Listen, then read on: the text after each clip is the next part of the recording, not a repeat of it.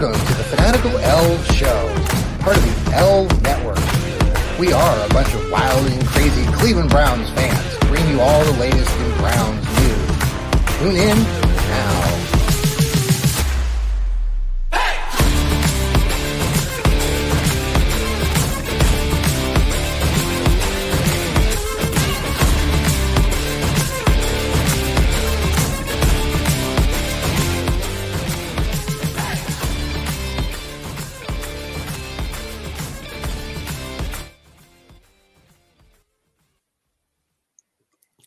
Good evening, everybody, and welcome to another episode of the Fanatical Elfz. Yes, we are here. It's a Thursday night, and welcome, Steve. Welcome, Elliot. We have a great game coming up in week 4. The Baltimore Ravens are coming to town. Oh, those damn Ratbirds. Yes, they are. They're coming to town in their purple, god-awful uniforms. Okay, so, I know both of you guys have had some shows this earlier in the week, or I know, Elliot, you were doing one this morning, this afternoon. We'll get that out here after our show. Steve, you had your dog pound south. Before we get into the talking about the Ravens and what's going to down the road, the Browns, wow, we turned it around and we were all glum and gloom. And I know, Steve, you're more of an optimist than I am. And I'm a realist. You're a realist. And they turned things around. Lots of good things to say about what we saw Sunday. And, for me, it's just been nice for now 2 games that they've won. Unlike other past years where the Browns have had, concerns all the way to the end and they've pulled things out of the hat, maybe at that last moment. We haven't had to wait. We've had Dustin Hopkins kicking field goals, not having to worry about him kicking one from 52 yards. I mean, I'm not even sweating anymore. So what are your thoughts? Let's talk about the big win, how good this team is. Tennessee, they get the win. So, Steve, let's start with you. How good is this team, and is, week 1, 2, 3 is kind of a crapshoot? Should we be optimistic going into this Ravens game? How good are we? Well, if the defense keeps playing the way it is, I'm very optimistic. It'll be a challenge this week. This is probably the first legitimate franchise quarterback that is healthy. I'm not going to count Joe Blow because he had the bad leg, but this is the first one that's been completely healthy. So we'll have to see what happens. But if this defense keeps playing, and by the way, can we not name the defense? It's only been 3 games. Let's calm down. But offensively, I saw a lot of nice things in the Tennessee game. Still couldn't run the ball, but Tennessee's run defense is very good. Their pass defense, as I said on the pregame show and last week, is atrocious, and you saw how atrocious it truly is. It was a good game. I thought Deshaun Watson turned it around a little bit. I like the empty sets. I like the shotgun more. The designed runs are nice, although on that one where he scrambled down inside the 5, apparently he got his shoulder hurt. But he stayed in the game. Even did a quarterback sneak later. So it was a good game, and especially after listening to all the commentators here in Nashville, Tennessee, it was equally a nice win. Yes. Elliot, what are your initial thoughts after that win against Tennessee? Well, I got what I wanted. I said that I didn't really care who won or lost. I just wanted to see NFL quarterback play, and I got that. Mm-hmm. There was a great evolution from the Pittsburgh game, which I thought was really a disaster. Deshaun Watson played the first half still, I think, with too much improvisation. And by that, I mean that I think he scrambled when he didn't have to, did not hit open receivers when he had the opportunity, instead chose to scramble and look for opportunities that were manufactured and spontaneous rather than simply going with the play call. That does still concern me. But as the game went on, he gained more confidence in Stefanski, and he started to execute much, much better. He had a great game overall, and the offense really executed. Now, as far as the defense was concerned, it was almost literally an execution. The Titans could do nothing against the Browns defense. Now, as Steve has rightly pointed out, the Titans are not all that good on offense. Let's not get too carried away, but they played about as perfect a game as could be played in the NFL. Yeah. No, very good observations. We're going to talk about that defense here a little bit more at length here, right, in just a second. What I just was thinking while you guys were talking, one of the great highlights for me personally, or thinking about that game was Steady Eddie, Kevin Stefanski, and seeing he and Deshaun Watson do a chest pump and seeing a very euphoric Kevin Stefanski. I'm thinking we would never have seen that between him and Baker Mayfield. And even though Baker's a hot and emotional, bothered, kind of guy, it was very unique, very different, not something that I would have expected, but it certainly kind of shared a little bit more about, I thought it dug a little deeper. I mean, I think there is some real connection there. I think there's a real buy-in from both parties, and it was nice to see. And to see even players or coaches like defensive coordinator Jim Schwartz on that amazing. I'm telling you, we're going to have to put a highlight reel of Myles Garrett's crazy opportunities this year, because he's going to have a lot of them. And between week 1 against the Bengals, when he's, doing basketball moves, and then the play where he's going back and forth and dragging both guys, and seeing Schwartz laughing, you got to wonder what was being said to them in the headsets. But just some really cool moments there.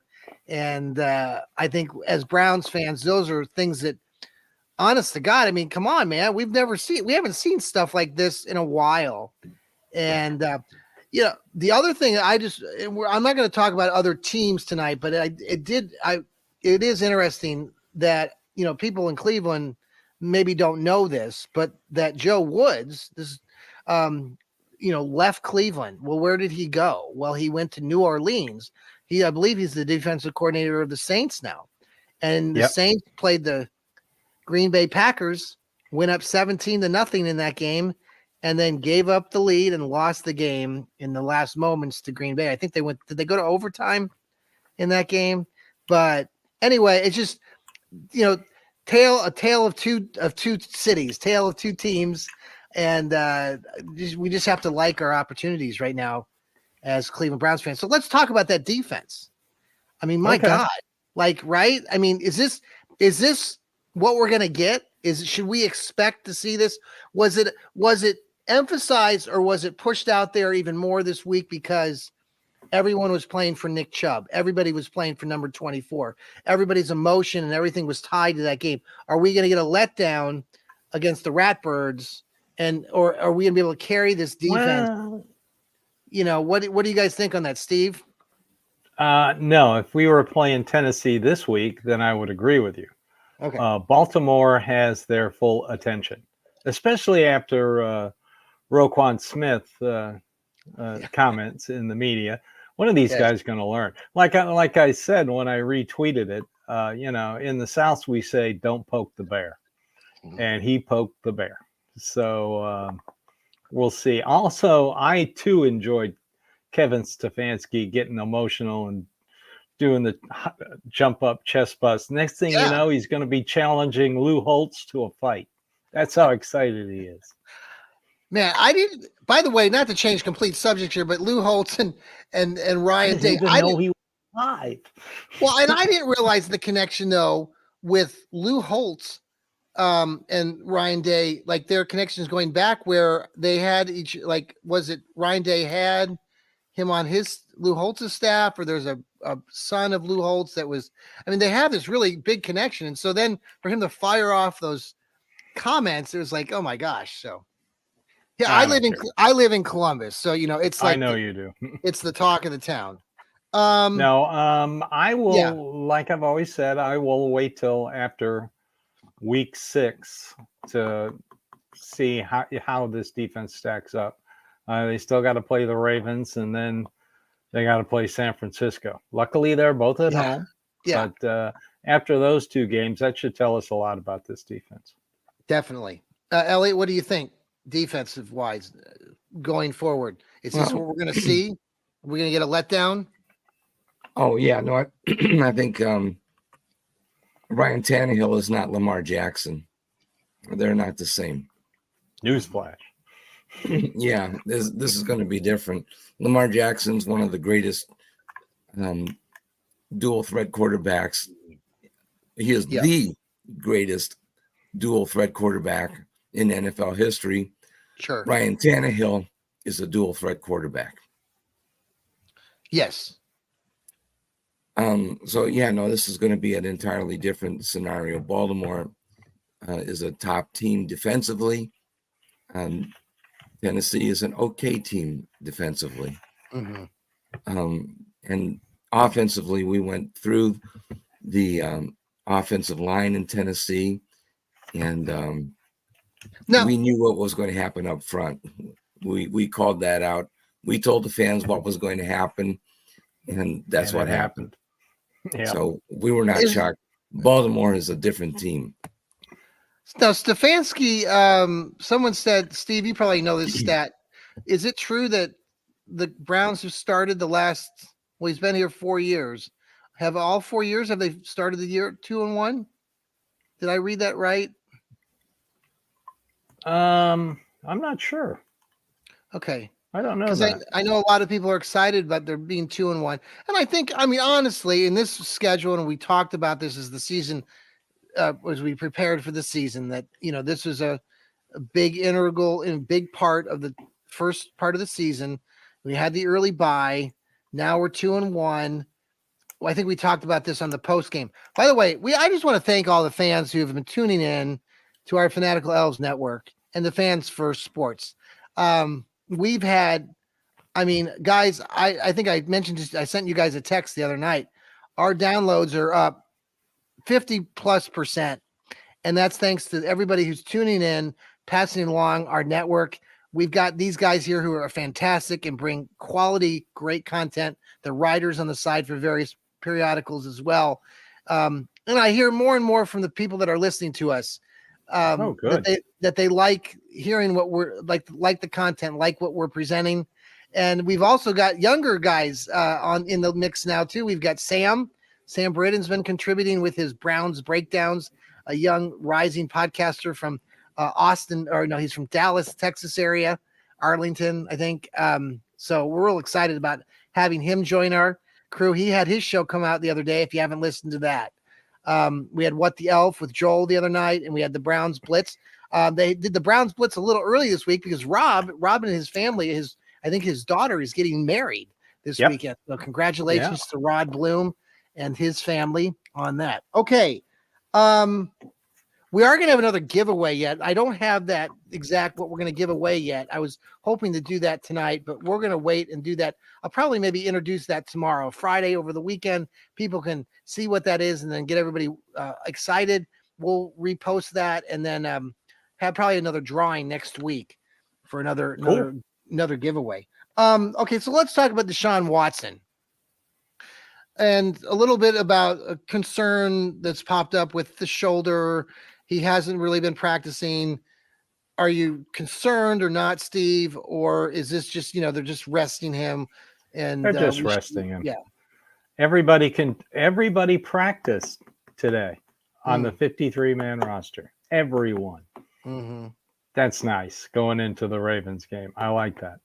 I'm not concerned about it. He stayed in the game. He did it on that little run before Jerome Ford got his rushing touchdown. Later in the game, he did a quarterback sneak and popped right up.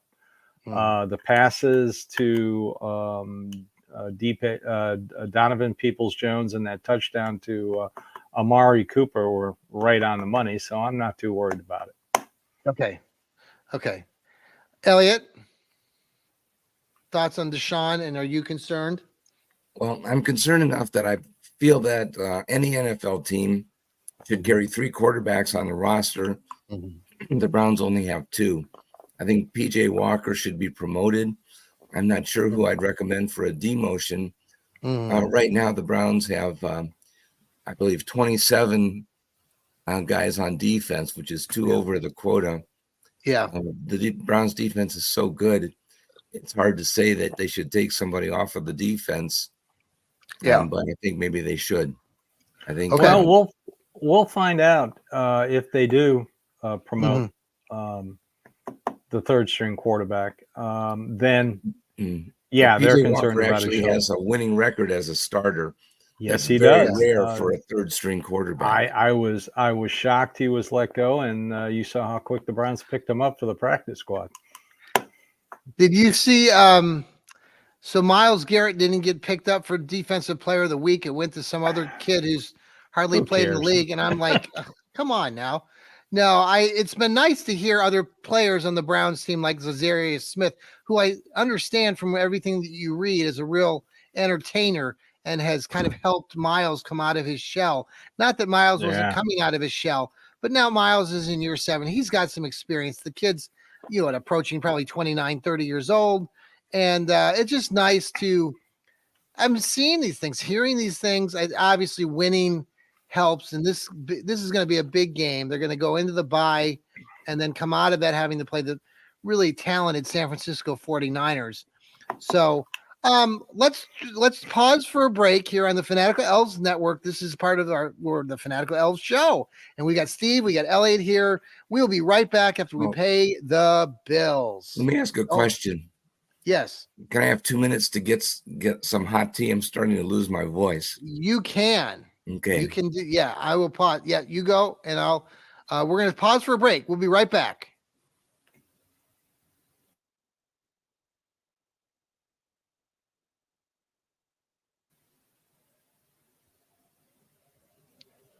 Okay, we are back. We have Steve here. We have Elliot on his way back.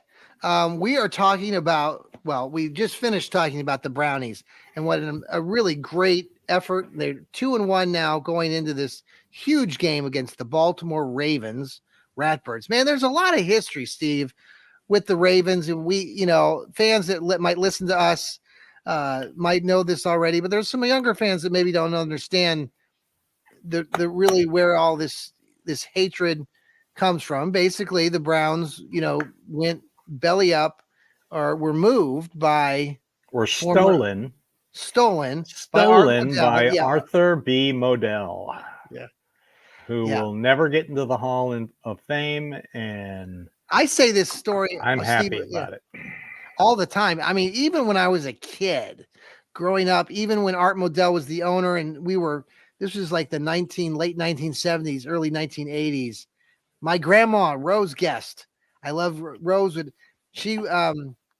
We had she had a niece that, a friend of the family that worked at one of the country clubs up there in Cleveland. And I remember stories all the time that she would come back and say how Art Modell was just an ass, just an ass. And, so she hated him. I mean, a lot of people hated him. There was all of that. And with what happened with Paul Brown, because Paul Brown, he came in and then Paul Brown left and Jim Brown retired. There's just lots of things that happened. So this is kind of where it all stems from. And I think, going into these games against Baltimore, it's so challenging. The Baltimore Ravens hold I think a 35-12 lead in the series. I think they've won something like that. Yeah. Well, what really irritates fans like us that remember all this is they left and then basically built a Super Bowl team after they left. Yeah. I mean, their first 2 picks were Ogden and Ray Lewis.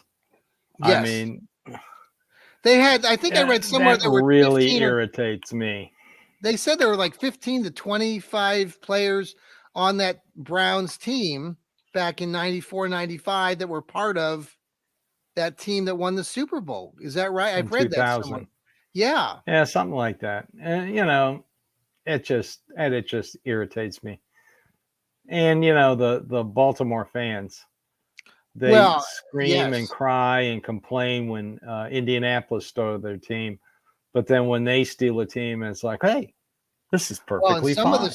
Some of the stories that Joel Cade, our colleague, shares about, he has family and friends that are from Baltimore and stuff, but he describes that Baltimore experience is just horrifying. That the fan base, every time I watch those games, I think about what Joel has said about some of the experiences that he's had. And I know everybody has different experiences, but I've talked to more than just Joel about Baltimore. I mean, they're from their baseball team to their football team. It's not exactly your place that you want to be. You like the crab cakes, great. But other than that, I will never. I've thought about going to Baltimore in the past for a game, but I'll never do it. This day and age, I used to travel to games, especially when I was the president of the Middle Tennessee Browns. Yeah.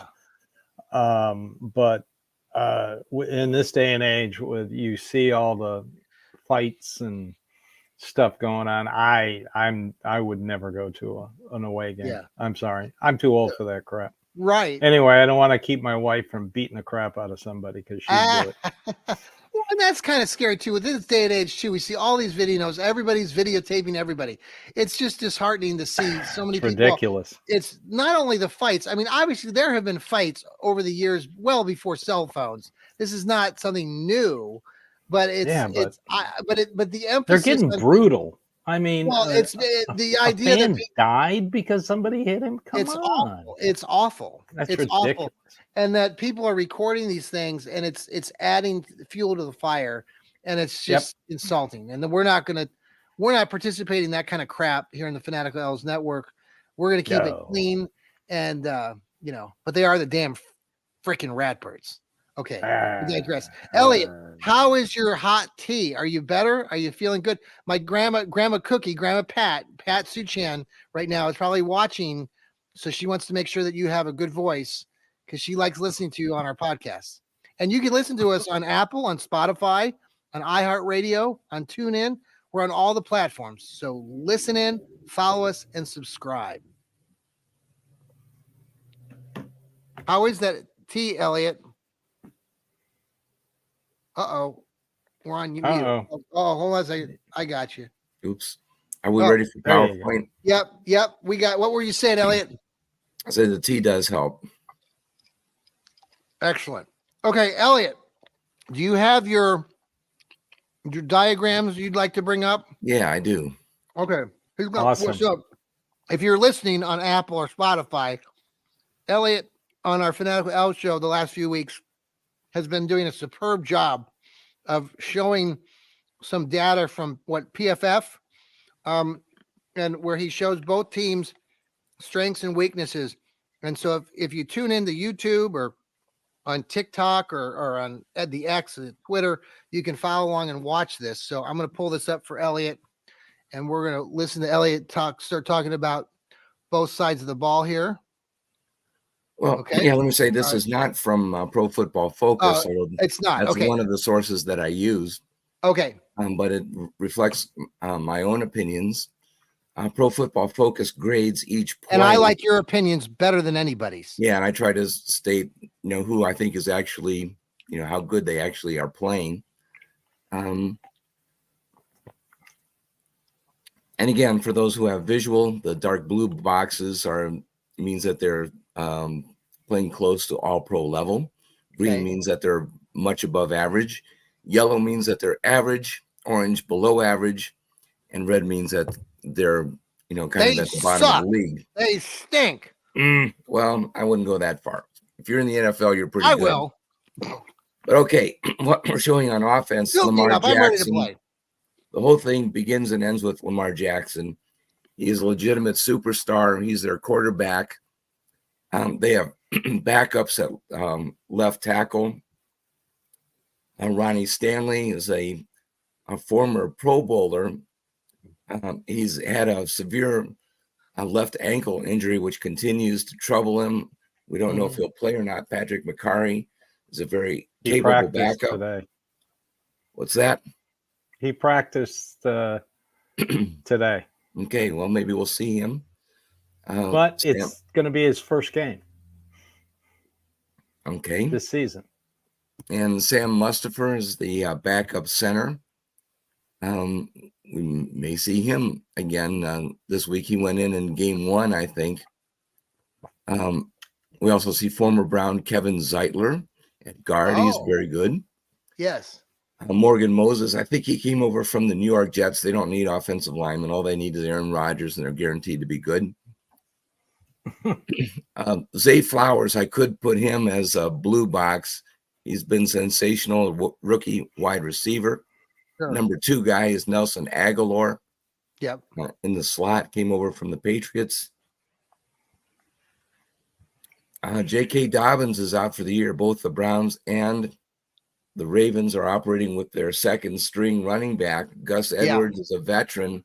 He's been there since, I think, about 1960. But still very competent running back. But I'm giving him a light green box. The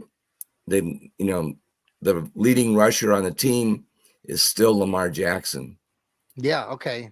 Okay. Let's go to the Ravens defense, Browns offense. I upgraded Deshaun Watson. He was a bright red last week after a brilliant game. I'm still not totally convinced. I'm giving him an orange box. Okay. Donovan Peoples-Jones, they finally discovered that they have another wide receiver besides Amari Cooper. He goes up to yellow. They still overall have not utilized him very much.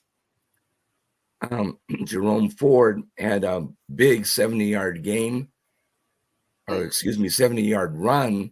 Yeah. But overall, he does not have a 4 yards per carry average for the season. Sure. So we're very concerned about Browns running backs. David Njoku has been just fine. Thank you very much at tight end. Joel Bitonio is our perpetual Pro Bowl guard.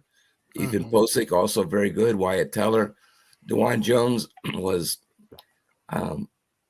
suffered against Pittsburgh and TJ Watt, but he had a much better game against Tennessee. Jed Wills continues to struggle at the left tackle position. The Ravens are very tough. They have kind of a 3-4 modified defense. Michael Pierce is a very tough nose tackle, and he's flanked by Broderick Washington, who's very, very good. Although he hasn't played well this season, maybe he's been a little bit banged up. I'm not sure. And the same could be said about Justin Matabuki. I've given him kind of an orange box. I'm not sure what his situation is. Pro Football Focus doesn't like David Ojabu very much. They do like Jadeveon Clowney. They gave him a green box. And I say, well, I can't believe that. I'm giving him a yellow box. After watching him last year in Cleveland and another year older, I don't really believe in him. So I think he's been a product of finding him in situations where he's benefited from other players doing some things, and he's been given some contributions that, I think Clowney's still got something in the tank, but no, I don't think so. Okay. I think Pro Football Focus has lost their minds. I can't believe. I just think with all the injuries that have accumulated for him, he was a great player, but he just didn't show it last season. I need to be convinced that he's come back magically to his previous level. Maybe he has, but I just need to be convinced. I don't know. Maybe it's true. Roquan Smith is a legitimate star. Patrick Queen is also very, very good. And by the way, Pro Football Focus used to really trash him. In his rookie year, he was like the worst linebacker in the I think he got inventory. I think he got an interception last week, didn't he, Patrick Queen? He had 3 sacks last week. 3 sacks. Well. No, that was Kyle Hamilton. I'm sorry. Yeah, Kyle Hamilton is also, he was ranked number 1, I think. Wait, yeah. Kyle Hamilton had 3 sacks against Indy last week. Wow. Yeah. Yeah, he is a But smart, he strong safety. ended up on the injury list today, so we'll see. Whoops. Oh, Okay. okay. Well, so they have legitimate stars on defense. yeah. This is people are saying this is going to be a defensive struggle. They have Mhm. very good defense. The Browns on offense are the best we can say is that they've been inconsistent. Yeah. Okay. Well, okay. I want to talk a little bit about some Yes. observations. All off season, we've been ragging, or at least Joel and I have been ragging on the Ravens front office. Yes. They really want to change Lamar Jackson into a pocket passer. That's the whole plan. Sure. They've been investing in wide receivers, draft Yes. after draft after draft. Sure. They drafted number 1 again, Zay Flowers, and they really hit pay dirt. He's been really great.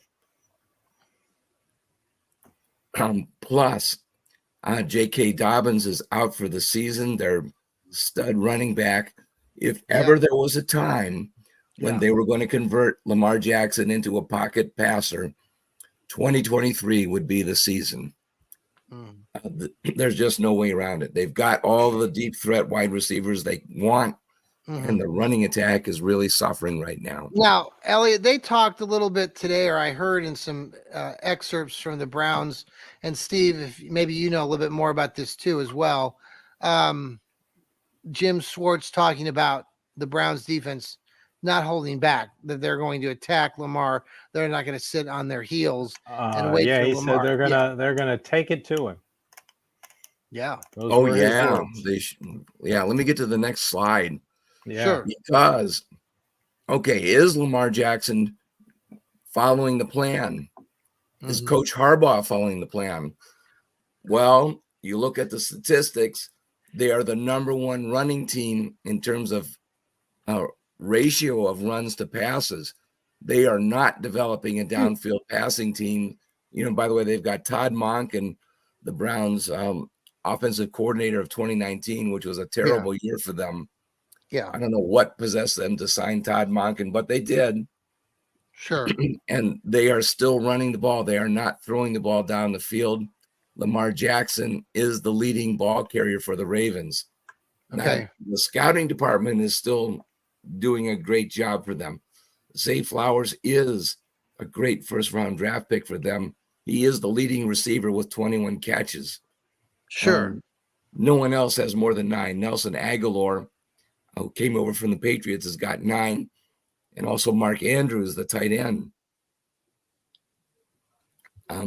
Andrews may not be quite at the same level that he was last year. Maybe he's banged up. Who knows? Maybe he's just a year older. But the buzz is that he's not playing at the same level. He's still a very, very good tight end, but not a superstar like he was last year. So, despite the fact that they're supposed to be, this downfield passing team this year, they're still running the ball most of the time. Yeah. Okay. The Browns, by the way, are number 4 in the league with 51% running plays. I'm concerned about that because the Browns no longer have an above average running back on their roster. Nick Chubb was that dude. They no longer have that dude on the roster. Yeah, but I'll say this, Elliot. I mean, I'm going to give them a little bit of time here. I saw some really nice things. Just let's start off with, I thought Kareem Hunt had a few nice things. And I know it's just a little piece of observation here. Pierre Strong, the Jackrabbit from South Dakota State.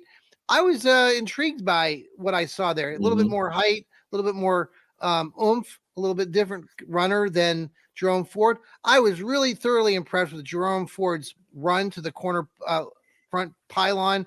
I thought that run, I was very impressed. He did what he needed to do, and he dove and hit that pylon. And I felt like that was a really good involvement. And I also thought, listening to people like Rod Bloom, who does the Browns Blitz, he talked a little bit on his show about how Jerome Ford used to be primarily, I think, a wide receiver when he was in high school. And so, using him and how they did that, I thought that was excellent.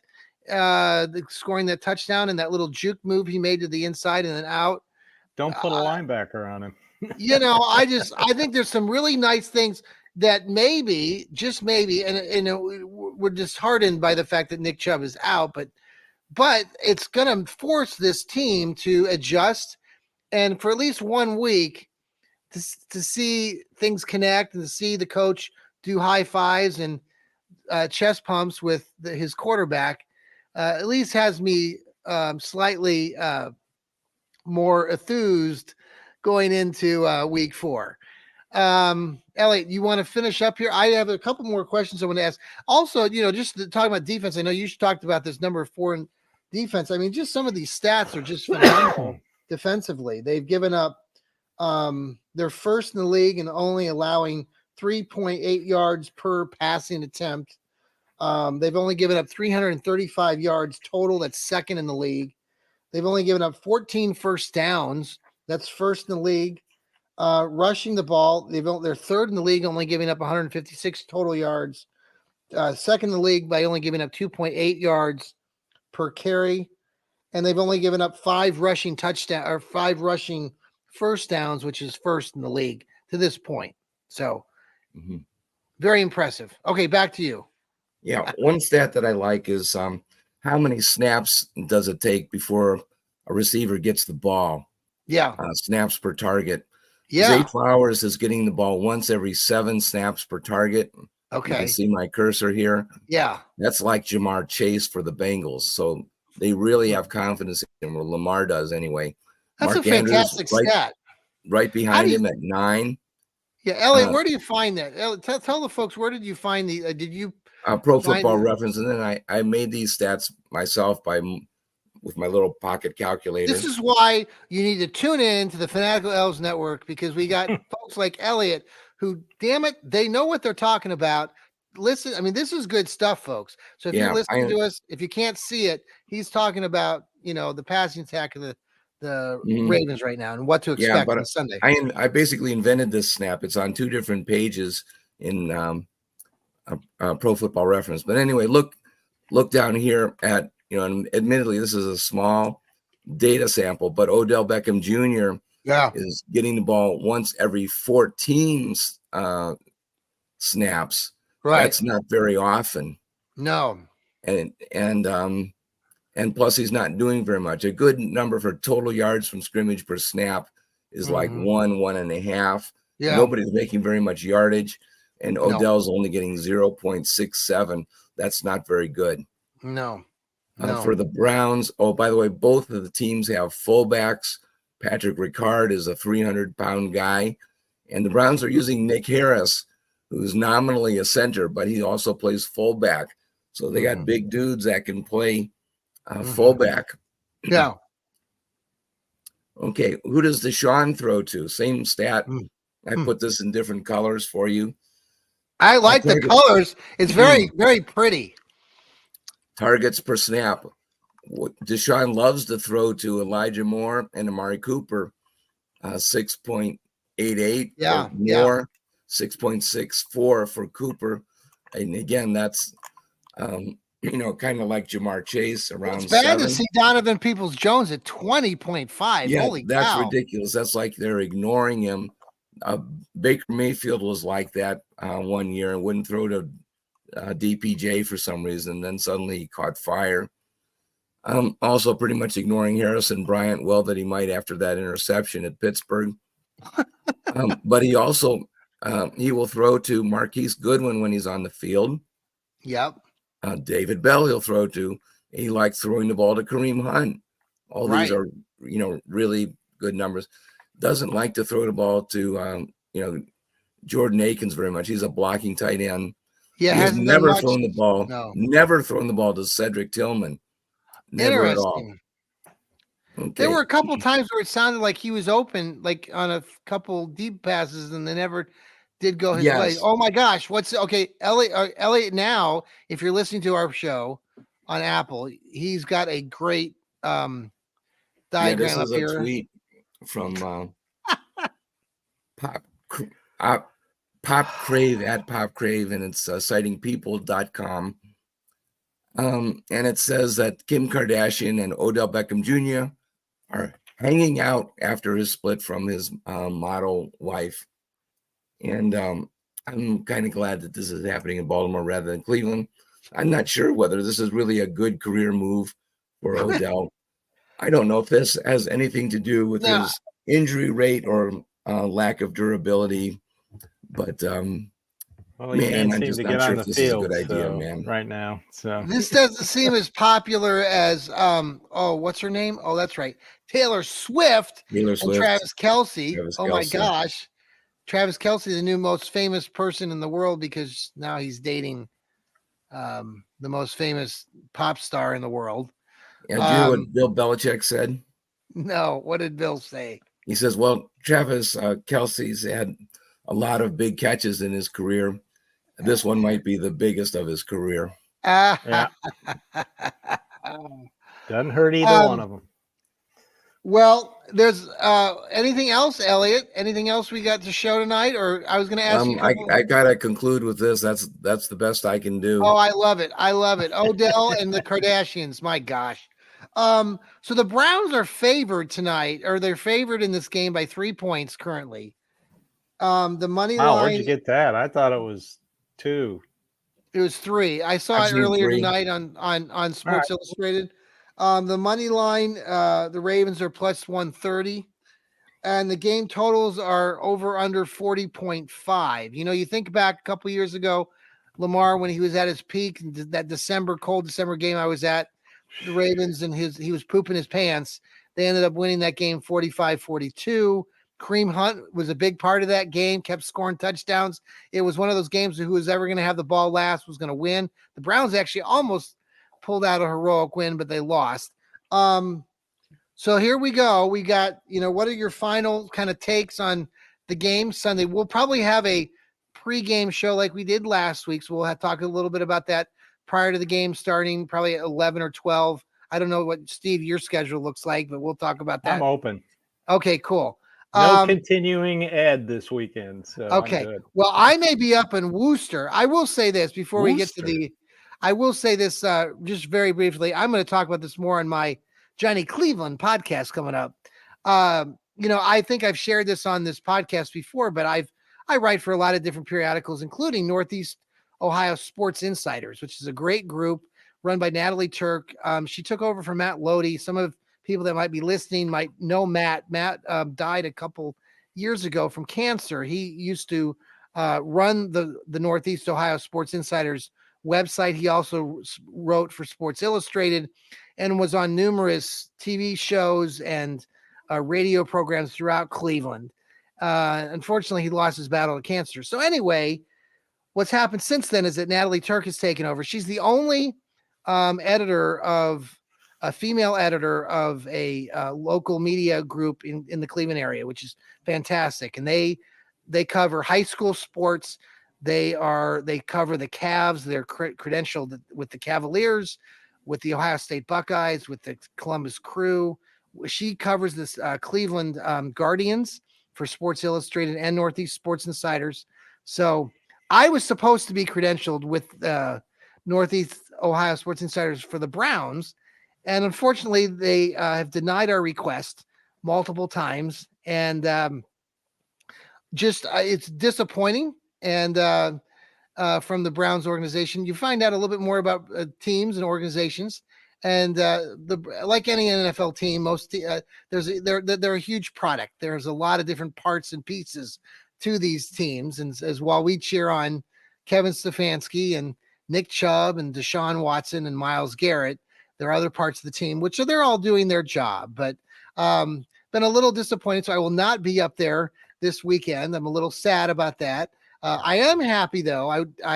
We here at the Fanatical Elfz Network, if you recall, Steve and Elliot gave away 2 tickets to some lucky fans a few weeks ago. So they will be in attendance at this big game against Baltimore. So that'll be very exciting.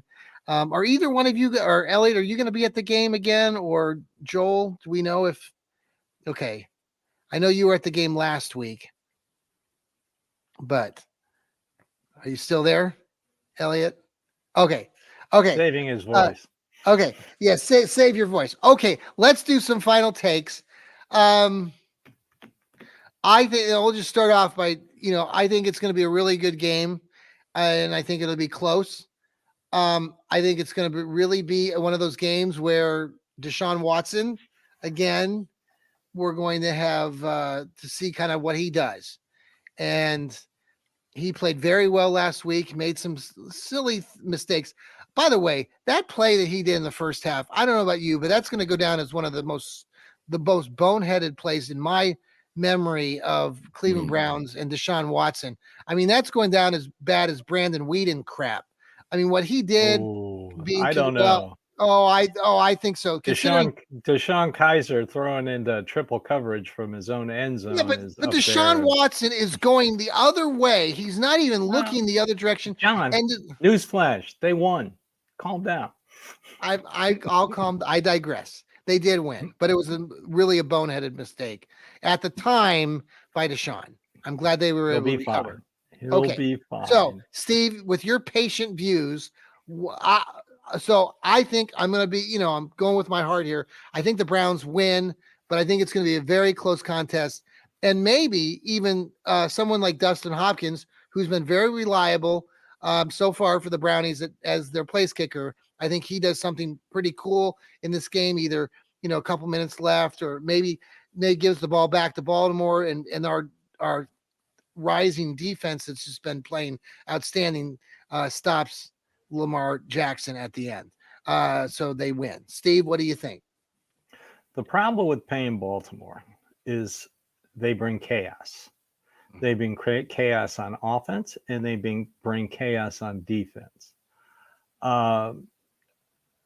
When the Browns are on offense, they're going to have to continue what they did second quarter, third quarter, fourth quarter. Get very creative in their offensive sets.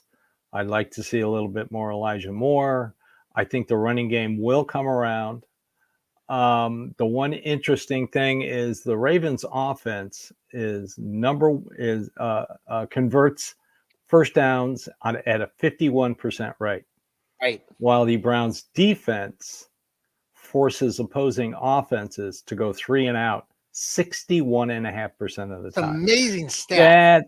That's where you're when it's Ravens offense, Browns defense, something's got to give. Also, the Ravens are very good in the red zone, something like 43% in the red zone, which is top 5. So this will be a true test for the Browns defense. We're about to find scoring touchdowns? Is that 43%? Just getting points. Scoring points. Red zone offenses. That seems kind of low though for 43%. Actually, no, that's for an average NFL team. That's pretty high. Really? But okay. As I've noticed, a lot of these Baltimore players who've been there before, including Lamar Jackson, their average per play, yard per play, are down. They're less. They're throwing a lot of underneath stuff. Yeah. So the Browns defense is going to have to contain Lamar, keep everything in front of them, which they did against Tennessee, and they also did against Cincinnati. They let that one pass in Pittsburgh go for 71 yards. But you could see that Jim Schwartz fixed it the next game. I love. You make a mistake, next game, he fixes it.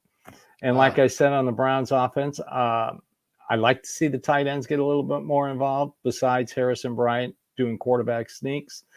I'd like to see them throw the ball to the running backs a little bit. This defense really doesn't have a good pass rusher. They're going to blitz a lot because their only blitzer is Jadeveon Clowney, and he's not really a pass rusher. He's a Robin to somebody's Batman. That's the way he's always been in his career. When he's featured, he's not really the guy. So, like last week, this is going to be one in the trenches again.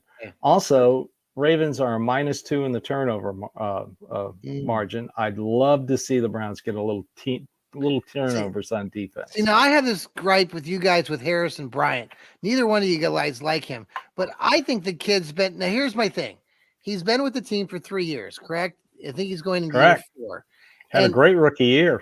But what I see, even like the eye test, and I think we just look at this differently. And when I look at statistics, he's been very consistent with catches and receiving yards. He doesn't blow you out of the water. He's getting 200 to 250 yards every season.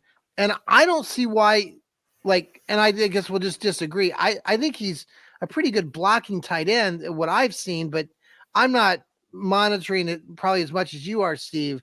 I know you don't think that he's a very good blocker. So that's where he was his rookie year because he's a converted offensive lineman. He's got a little slack over the years. And I think back to the other thing, like the big bugaboo, the big mistake. For example, that rookie year, I think he made a huge, colossal mistake in the Chiefs game, that playoff game. Do you remember that? It was early third quarter.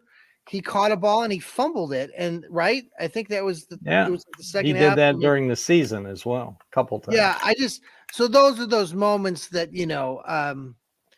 I agree with you, but I think I like the kid. I think that he can.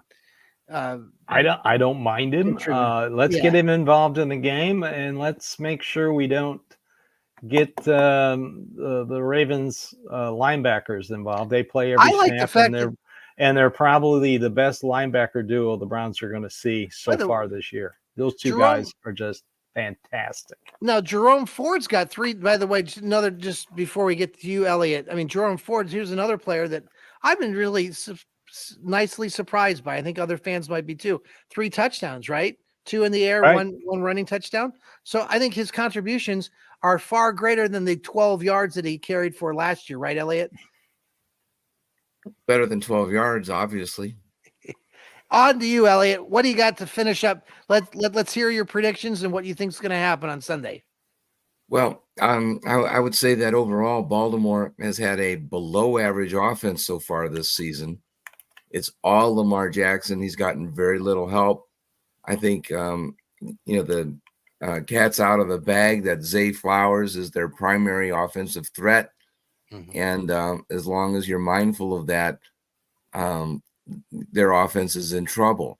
The Browns should do well against them. On the other hand, I think that the Ravens defense is very, very formidable, and it should be a low-scoring game. I think the Browns need to be patient on offense.